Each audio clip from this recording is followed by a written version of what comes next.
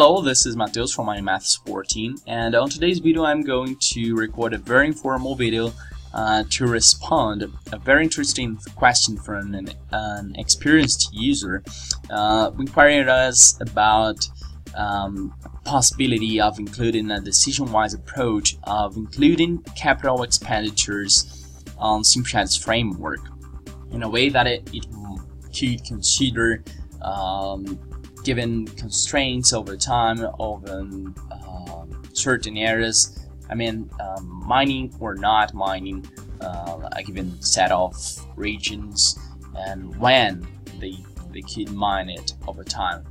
Okay, so basically here we have let's suppose this circle area is our it represents our concession rights. Okay, so this is the limit we can mine. So basically we can consider different scenarios regarding different CAPEX situations by using surfaces. This is the first and most important point we need to keep in mind. So let's imagine the situation A, which is so the situation A includes some restrictions of certain areas over here. Here we have our processing stream, and here we have some environmental issues. Okay, so let's suppose this is the situation A, and situation B has considered more equipment, more CAPEX, and it blocks more regions due to having more equipment. Okay, but it doesn't have environmental issues anymore. So we can compare situation A and B in different scenarios. This is the first point. The second point is the fact that we can merge them or use them in a single scenario over time. So the situation A is applicable to the 2 first years, okay, and the situation B is applicable to the 3rd year up to the end. So we can certainly make this kind of consideration on SimSched. This is perfectly possible, and we can even compare it to other possibilities as well.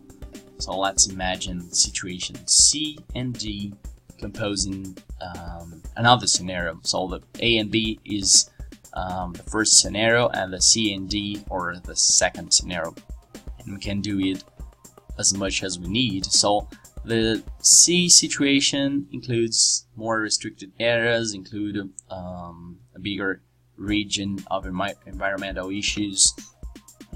It might include different CAPEX as well, or not, I don't know. And B situation would just modify this restricted area. Okay, so the black areas, in short, is the area available to be mined, and the colored ones are the restricted areas on these two aspects. And these two scenarios. Okay, and how to do it on SimSched? Well, let's move to there. Okay, on SimSched, the first point is that we can add, let me add some processing stream here.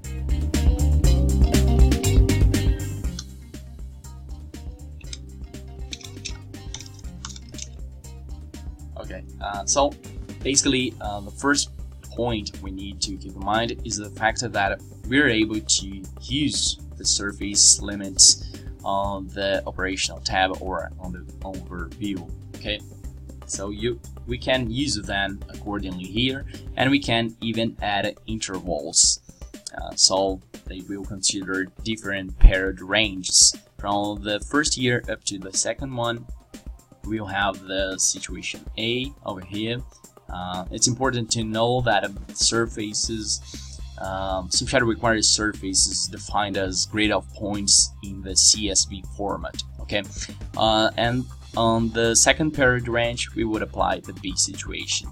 This is the first point. But we are able to make another considerations as well. So let's suppose, of course, if we have the same costs, if we have the same benefit function, I mean the same block value in, how could I say it? If we have the same block value despite any destination, it would be easier. Okay, but if we have different ones, there is no problem. We can deal with that by generating different economic values columns. Okay, so let's suppose here I have an economic value that considers a base metal price for copper and an increase of 20% of the copper price. Okay, but let's suppose the economic value of the entire block has increased to 20% due to a better processing route. Okay,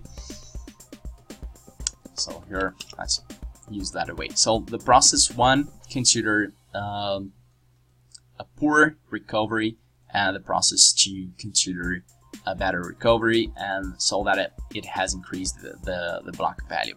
Okay, okay, very good. So basically, the process 1 is referred to the 2 first years, and the process 2 is referred to the third year up to the end. Okay, so they shouldn't and they must not coexist, right?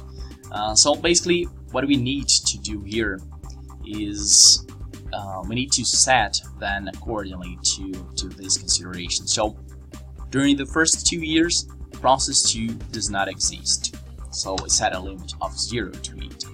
And from the third year up to the end, the process 1 doesn't exist anymore, so we set a limit for it of 0.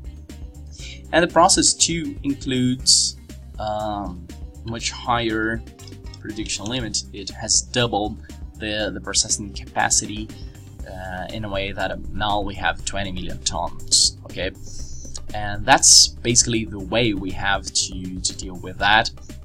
Let's move to the overview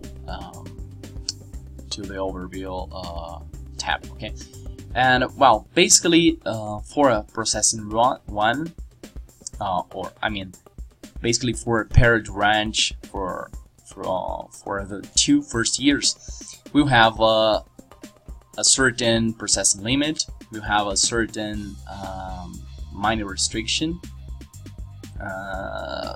regarding some restricted areas, and we will apply just this economic value. So we are considering a certain group of costs.